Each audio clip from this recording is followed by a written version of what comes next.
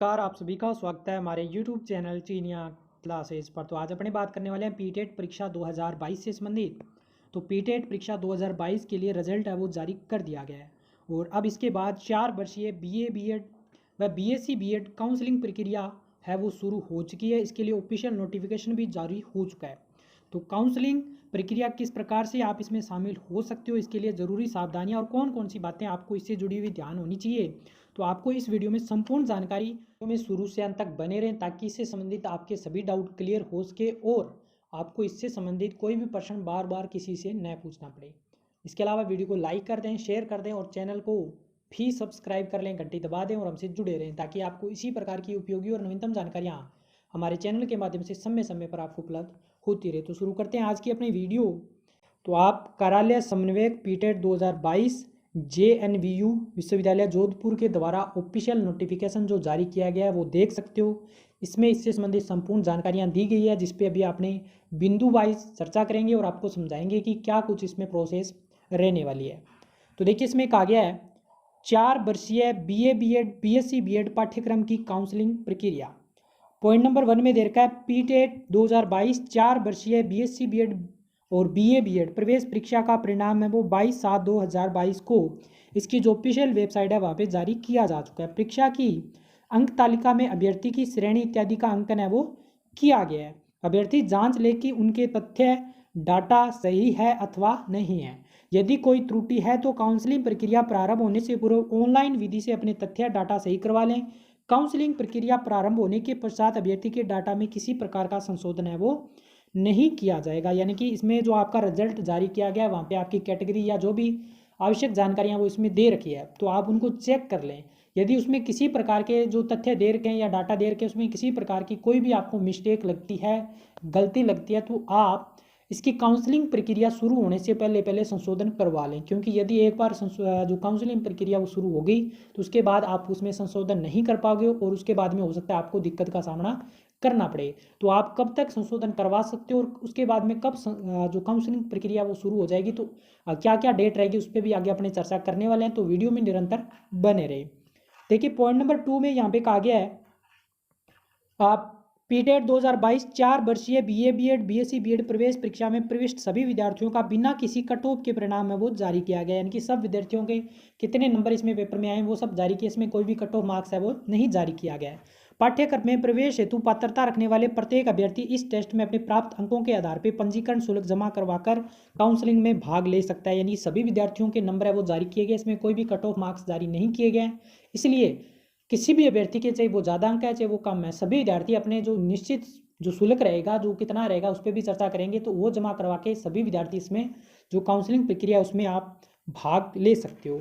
आगे इसमें कहा गया है अभ्यर्थियों में के प्रवेश हेतु उनके द्वारा चयनित विकल्पों की प्राथमिकता में ध्यान रखते हुए अभ्यर्थियों के संकाय, यानी कि आपके आर्ट वर्ग है या साइंस वर्ग है या जो भी आपका वर्ग है, इसके अलावा श्रेणी उप श्रेणी परीक्षा प्राप्तांक आदि के अनुसार उपलब्ध सीटों पर मेरिट के आधार पर महाविद्यालय का आवंटन है वो होगा।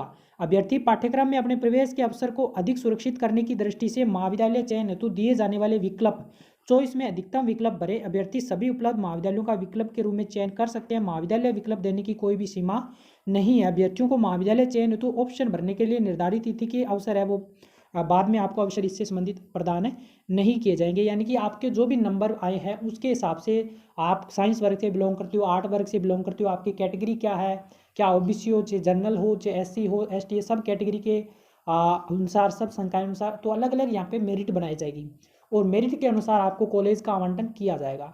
तो ऐसा हो सकता है कि बहुत से अभ्यर्थियों को पहली चॉइस में कॉलेज मिल जाए, बहुत से अभ्यर्थियों ने जो सेकंड चॉइस में भरा है वो मिले। तो इस प्रकार से आपको अधिक से अधिक महाविद्यालय, यदि आपके नंबर आपको कम लगता है कि हो सकता है आपके पहले या दूसरी मेरिट लिस्ट में नहीं हो, तो आपको अधिक से अधिक महाविद्यालय भरने हैं। इसमें स्पष्ट कहा गया है कि महाविद्यालय भरने की कोई भी लिमिट नहीं है, जितने आप भरना चाहो आप भर सकते हो, इसमें कोई भी सीमा नहीं दी गई है। यदि आप अधिकतम भरोगे तो हो सकता है आपके कम नंबर होने की वजह से आपको बाद में ज़्यादा भर रखे हैं तो आपके दूसरे महाविद्यालय आपको आवंटन किए जा सकते हैं। यदि आपने पहले ही संख्या कम भरी और आपके नंबर कम है तो उसके बाद उसके कारण से आपको महाविद्यालय का आवंटन न हो। तो यदि आपको ऐसा कुछ लगता है तो आप अधिक से अधिक महाविद्यालयों का चयन करें और इसमें कोई भी सीमा नहीं बताएगी कि आपको कितने कुछ भरने, जितने आपको ठीक लगे आप उसमें उतना ऑप्शन में महाविद्यालयों का चयन है वो कर सकते हो। ये बात इसमें स्पष्ट रूप से कहा गया। यदि जो निर्धारित तिथि है वहाँ तक उस दिनांक तक यदि आपने इसके लिए आवंटन हेतु महाविद्यालयों का चयन कर लिया तो ठीक है, उसके बाद में आप इसमें फिर से इसमें महाविद्यालयों का चयन है वो नहीं कर पाओगे। अब अपनी बात करते हैं जो जरूरी दिनांक, किस दिनांक को क्या कुछ प्रोसेस रहेगी उस पर अपने चर्चा करते हैं। तो देखिए सबसे पहले इसमें दे रखा है जैसे अपने पहले बिंदु पे बात करी थी कि आप अपनी प्रोफाइल में जो भी आपको करेक्शन करना है, किसी भी तथ्य या डाटा में आपको संशोधन करना है तो वो आप कब तक किस प्रकार से कर सकते हो, डेट क्या रहेगी उसके लिए। तो इसमें दे रखा है 29 जुलाई से लेकर के और 4 अगस्त 2022 तक, यानी कि लगभग आपके पास 6 दिन का टाइम इसमें संशोधन के लिए दिया जाएगा। 29/7/2022 से 4/8/2022, तो ये आपको 6 दिन का टाइम रहेगा। यदि आपकी किसी भी जो डाटा में आपको करेक्शन कराना है, यदि आपको लगता है गलती हुई है तो आप उसमें संशोधन है वो करवा सकते हो। इस बात का आवश्यक रूप से ध्यान रखें। और डेट रहेगी इसकी 29/7 से लेकर के और 4/8।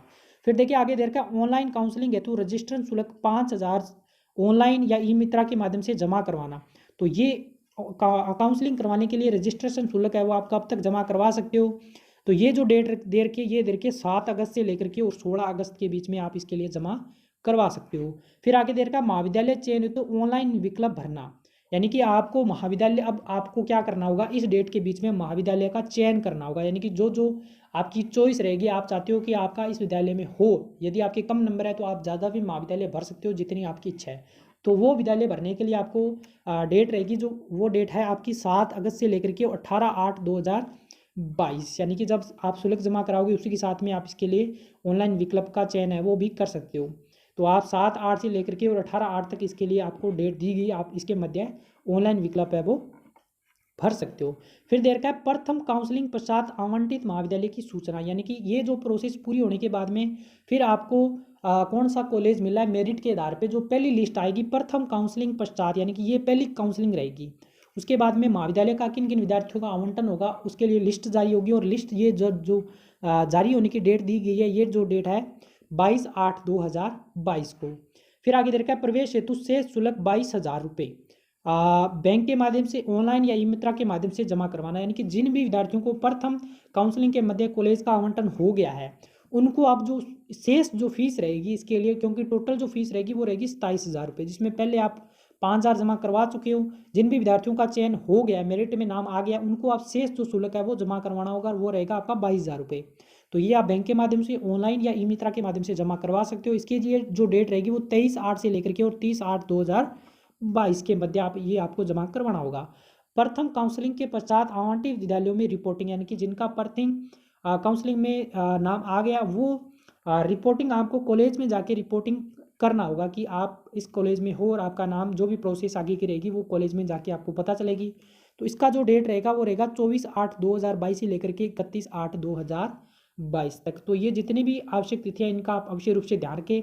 फिर देर का अपवर्ड मूवमेंट हेतु ऑनलाइन आवेदन, यानी कि आपको कॉलेज मिल गया, आपने आपकी इच्छा के अनुसार आपको कॉलेज नहीं मिला तो आपको पहले रिपोर्टिंग कराना होगा कॉलेज में जाके। रिपोर्टिंग कराने के बाद में फिर वहाँ पे आपको एक ऑप्शन मिलेगा अपवर्ड मूवमेंट, यानी कि आप अपनी इच्छा से अन्य कॉलेज में जाना चाहते हो, आप जो कॉलेज मिला उसको छोड़ के दूसरे कॉलेज में जाना चाहते हो, तो वहाँ पे अगर सीट खाली होगी तो आपको वो कॉलेज भी मिल सकता है। तो इसके लिए आपको अपवर्ड मूवमेंट का ऑप्शन है वो दिया जाएगा। और इसके लिए जो डेट रहेगी वो 26/8/2022 से लेकर के और 2/9/2022, यानी कि 2 सितंबर 2022 इसकी डेट रहेगी।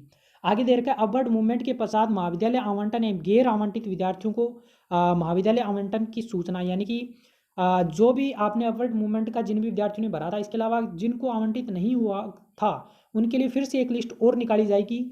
और ये जो लिस्ट निकाली जाएगी इसकी जो डेट रहेगी वो 6/9/2022, यानी कि 6 सितंबर 2022 को जिनका बाद में जिनको कॉलेज आवंटित हुए उनके लिए लिस्ट है वो निकाली जाएगी। अपवर्ड मूवमेंट पश्चात आवंटित महाविद्यालय में रिपोर्टिंग, यानी कि जिनका अपवर्ड मूवमेंट के बाद में कॉलेज मिल चुके हैं उनको फिर से महाविद्यालयों में रिपोर्टिंग करवाने की जो डेट रहेगी वो रहेगी 9 सितंबर से लेकर 12 सितंबर 2022। तो ये आपका पूरा प्रोसीजर इसके अंदर रहेगा। और कौन कौन सी डेट के अनुसार क्या कुछ प्रोसीजर रहेगा ये सब हमने इस पर ऑलरेडी चर्चा कर ली है। तो अब आपको क्या कुछ इसकी प्रोसीजर के अंतर्गत शुल्क किस प्रकार से जमा करवाना या जो भी आवश्यक बातें हैं उस पर अपनी चर्चा कर लेते हैं। सब बिंदु के अनुसार यहाँ पे दे रखा है, तो एक बार आप अवश्य इसको पूरा देखें, क्योंकि बाद में ये चीज़ें आपको देखनी पड़ेगी या बाद में दिक्कत भी करती है यदि आपको इसकी पूरी जानकारी नहीं है। तो इसमें देखा रजिस्ट्रेशन शुल्क केवल ऑनलाइन या ई मित्रा बैंक के माध्यम से आपको जमा करवाना होगा।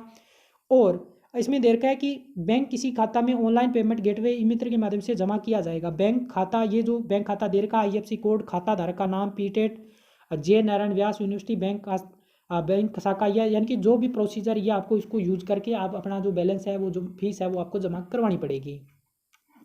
आगे देखा है आपको जरूरी डॉक्यूमेंट क्या इसके अंदर चाहिए होगी, ये इसमें दे रखा है। ऑनलाइन काउंसलिंग प्रक्रिया के पश्चात प्रथम चरण में विद्यार्थियों को ई मित्र ऑनलाइन माध्यम से काउंसलिंग ID इत्यादि का उपयोग करते हुए 5,000 रुपये रजिस्ट्रेशन शुल्क जमा करवाना होगा।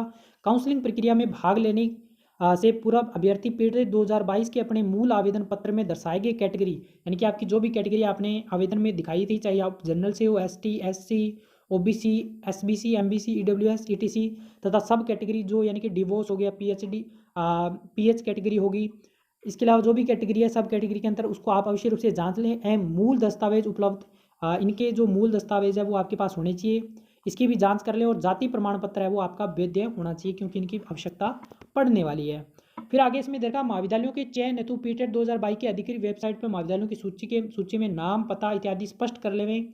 इस बारे में संपूर्ण जानकारी अच्छी तरह से प्राप्त कर ले। तदुपरांत काउंसलिंग हेतु अधिक से अधिक कॉलेजों का चयन कर लो करना उचित रहेगा। आल राजस्थान का चयन अति सावधानी से करें, यानी कि आपने सभी कॉलेज भर ले, उसके बाद में आपको एक ऑप्शन और मिलेगा आल राजस्थान। यदि आपको लगता है कि आपके बहुत कम नंबर है, हो सकता है जो भी आपने सेलेक्ट करे हैं कॉलेज उसमें आपका चयन नहीं होगा, तो हो सकता, तो इसके बावजूद आप इसमें इस कंडीशन में आप इस जो स्थिति में आप आल राजस्थान का चयन भी कर सकते हो यदि आपको लगता है तो।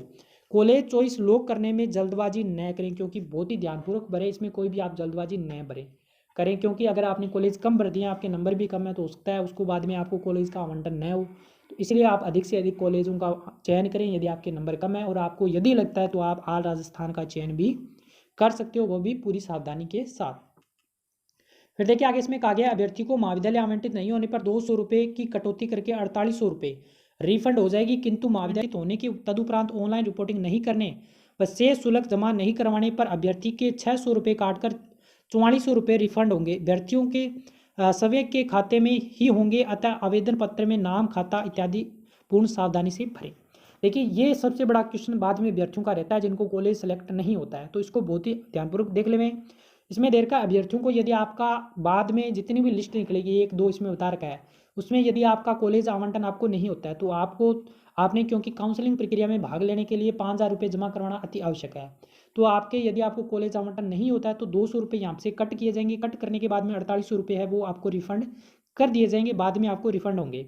इसके अलावा इसमें देखा यदि आपको कॉलेज आवंटित हो जाता है और उसके बाद में आप कॉलेज आवंटित होने के बाद में आप कॉलेज में रिपोर्टिंग नहीं करना चाहते या किसी कारणवश से आप कॉलेज नहीं जाकर रिपोर्ट करते हो, और या इसके अलावा जो शेष शुल्क यानी कि 22,000 रुपये जो शेष रहा है वो भी आप जमा नहीं करवाते हो, तो उस कंडीशन में भी आपको रिफंड होगी। लेकिन इस दौरान आपके जो शुल्क है वो यहाँ पे 600 रुपये काटे जाएंगे और उसके बाद में आपको 4,400 रुपये रिफंड है वो किए जाएंगे, और जो भी रिफंड आपका होगा वो आपके समय के खाते में किए जाएंगे।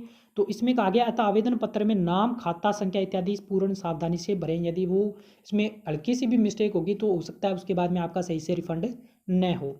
आगे कहा गया काउंसलिंग के पश्चात अभ्यर्थियों को महाविद्यालय आवंटन की सूचना उनके पंजीकृत मोबाइल नंबर पर प्राप्त होगी, यानी कि इसके लिए आपको मैसेज मिल जाएगा। तत्पश्चात अभ्यर्थी ऑनलाइन यानी कि स्टूडेंट लॉगिन द्वारा सभी वांछनीय दस्तावेज अपलोड करें। इसके पश्चात शुल्क शेष यानी कि जो शेष शुल्क है 22,000 ऑनलाइन ई मित्र बैंक के माध्यम से जमा करवाएं। शुल्क जमा होने के पश्चात संबंधित महाविद्यालय द्वारा मूल दस्तावेज सत्यापन है वेरीफाई करने के लिए अभ्यर्थी का प्रवेश कन्फर्म होगा तथा अभ्यर्थी को महाविद्यालय आवंटन की सूचना हो जाएगी। महाविद्यालय आवंटन पत्र को डाउनलोड कर आप उसका प्रिंट निकाल कर सुरक्षित रख लेंगे, यानी कि आपको आपका कॉलेज सेलेक्ट होने के बाद में आपको साइट पे जा करके और वहाँ पे जो भी दस्तावेज मांगे जाएंगे वो आपको अपलोड करने होंगे। इसके पश्चात आपको शुल्क जमा करवाना होगा। उसके बाद में वहाँ पे कॉलेज से जो भी आप प्रोसीजर करोगे वो पूरा ऑनलाइन कॉलेज में जाएगा। वहाँ से कन्फर्म होने के बाद में आपके पास चालान इसका आपको मिल जाएगा, वो चालान निकाल के आप अपने पास सुरक्षित रूप से रख लें। फिर देखिए आगे इसमें कहा गया है अभ्यर्थी द्वारा चयन किए गए महाविद्यालय में प्रवेश शुल्क 22,000 फीस जमा होने और महाविद्यालय द्वारा वेरिफिकेशन होने के उपरांत ही अपवर्ड मूवमेंट कर सकता है। यानी कि अपवर्ड मूवमेंट का जो ऑप्शन है वो आपको कब मिलेगा, जब आपको पहले जो कॉलेज मिल चुका है वहाँ पे आपने डॉक्यूमेंट अपलोड कर दिए हैं, 22,000 फीस जमा करवा दी, उसके बाद में कॉलेज से वो चीज़ वेरीफाई होने के बाद में ही आपको अपवर्ड मूवमेंट का ऑप्शन है वो मिलेगा। अपवर्ड मूवमेंट के उपरांत आप नया महाविद्यालय आवंटित नहीं होने की स्थिति में पूर्व में आवंटित महाविद्यालय जिस पर अभ्यर्थी ने ऑनलाइन रिपोर्टिंग की थी वही विद्यालय आवंटित रहेगा और किसी भी स्थिति में फीस है वो रिफंड नहीं होगी। तो इस बात को अवश्य रूप से ध्यान रख लें। यदि आपने अपवर्ड मूवमेंट का यूज़ किया है, इस ऑप्शन को आप यूज़ किया, आप अलग कॉलेज में जाना चाहते हो, लेकिन उसके बावजूद वहाँ जो कॉलेज आपने भरा है उसमें सीट खाली नहीं या किसी कारणवश वो कॉलेज आपको नहीं मिलता है, तो आप जो आपको पहले कॉलेज मिल चुका है आपको वहीं ही आप अपना बीएड कोर्स कर सकते हो। यदि आप चाहते हो वहाँ से भी ना करो तो आपको 22,000 जो फीस आपने भरी है वो आपको रिफंड किसी भी कंडीशन में नहीं की जाएगी। ये बात स्पष्ट रूप से लिखी हुई है। तो आपको जो पहले कॉलेज मिला है वहीं से आपको बीएड करना ही होगा। आगे देखा अपवर्ड मूवमेंट होने पर नए आवंटित महाविद्यालय में ऑनलाइन रिपोर्टिंग करनी होगी। पुनः फीस तथा डॉक्यूमेंट अपलोड करने की आवश्यकता नहीं है क्योंकि वहाँ पे तो ऑलरेडी आपने डॉक्यूमेंट अपलोड कर रखे हैं। अभ्यर्थियों को महाविद्यालय आवंटित होने और 5,000 प्लस 22,000 यानी कि 27,000 शुल्क जमा करवाने, ऑनलाइन रिपोर्टिंग व महाविद्यालय द्वारा वेरिफिकेशन हो जाने के बाद में किसी प्रकार का शुल्क है वो रिफंड नहीं किया जाएगा। यानी 27,000 शुल्क जमा करवा दिया, उसके बाद में ऑनलाइन रिपोर्टिंग आपने कर दिया है, आपका वेरिफिकेशन हो गया, तो उसके बाद में आपको शुल्क जमा नहीं होगा। अवर्ड मूवमेंट में अवर्ड नहीं होने पर पूरा में आवंटित महाविद्यालय में प्रवेश है वो माना जाएगा और शुल्क रिफंड नहीं होगा। यानी कि अवर्ड मूवमेंट अभी अपनी चर्चा करी थी, नहीं मिलता है तो आपको जो पहले कॉलेज मिला है वहीं से बीएड करना ही होगा। महाविद्यालय आवंटन की प्रक्रिया संपूर्णतः ऑनलाइन और समस्त प्रक्रिया अभ्यर्थियों द्वारा चुने गए महाविद्यालय उपलब्ध सीटें संकाय विषय अभ्यर्थी की कैटेगरी सब कैटेगरी के अनुसार राज्य सरकार द्वारा समय समय पर जारी निर्देशों के अनुसार ही होती है। एक बार काउंसलिंग प्रारंभ होने के बाद आवेदन पत्र में किसी प्रकार का संशोधन संभव नहीं है, नई कैटेगरी सब इत्यादि में। यानी कि ये ऑलरेडी अपनी चर्चा कर चुके हैं कि जो भी आपको दिक्कत लगती है आपको संशोधन करना है वो आप काउंसलिंग प्रक्रिया के पहले ही आप करवा ले, जो डेट अपने बात करी थी उसके मध्य है। उसके बाद में आप किसी भी प्रक्रिया में या कोई भी चीज़ आप संशोधन उसमें करेक्शन नहीं कर सकते हो। इसके अलावा जो जो प्रमुख बातें थी उस पर ऑलरेडी अपने चर्चा कर चुके हैं। उम्मीद करता हूँ जितने भी आपके डाउट थे अच्छे से क्लियर हो गए होंगे। और जो सबसे बड़ा डाउट ये रहता है कि अपवर्ड मूवमेंट का ऑप्शन कब मिलेगा और उसके बाद में जो फीस रिफंड है वो कितनी होगी या कॉलेज लेने के बाद में कितनी होगी, तो उन सब बिंदुओं पे ऑलरेडी अपने चर्चा कर लिया है। इसके अलावा यदि अन्य जानकारी आपको चाहिए तो आपको यहाँ पे देखिए संपूर्ण जो नोटिफिकेशन है ऑफिशियल नोटिफिकेशन, इसका पूरा पीडीएफ हमारे टेलीग्राम ग्रुप चीनिया क्लासेज, जिसका लिंक आपको इस वीडियो के डिस्क्रिप्शन में मिल जाएगा, या फिर आप टेलीग्राम पर जाके सर्च कीजिए चीनिया क्लासेज, तो वहाँ पे आपको ज्वाइन करने के बाद पूरा पीडीएफ मिल जाएगा। तो अन्य बिंदु जो आपको जानने हैं, क्योंकि मुख्य बिंदु पे ऑलरेडी अपने चर्चा कर लिया, जो मुख्यतः अक्सर विद्यार्थियों की प्रॉब्लम में आते रहते हैं, तो अन्य बिंदु के लिए आप पीडीएफ डाउनलोड करें, उसको भी आप देख सकते हो। आगे इसमें दिया गया है महाविद्यालयों अभ्यर्थियों द्वारा महाविद्यालय विकल्प चॉइस भरते समय आवश्यक जो सावधानियां वो क्या क्या आपको रखनी है। तो देखिए महाविद्यालय विकल्प को लॉक करने में किसी प्रकार की जल्दबाजी न करें। लॉक नहीं करने की स्थिति में अभ्यर्थियों में को किसी प्रकार की हानि नहीं होगी। यानी कि आपको लगता है कि आपने लॉक नहीं किया तो वो उसमें आपको किसी प्रकार की कोई हानि नहीं होगी। अंतिम तिथि पर कॉलेज विकल्प स्वतः ही लॉक हो जाएगा। यानी कि जो इसकी लास्ट डेट रहेगी आपने लॉक नहीं किए, कॉलेज भर के छोड़ दिए, तो उसके बाद जो लास्ट डेट है उस पर अपने आप कॉलेज है वो जो आपकी चॉइस है वो स्वतः ही लॉक हो जाएगी।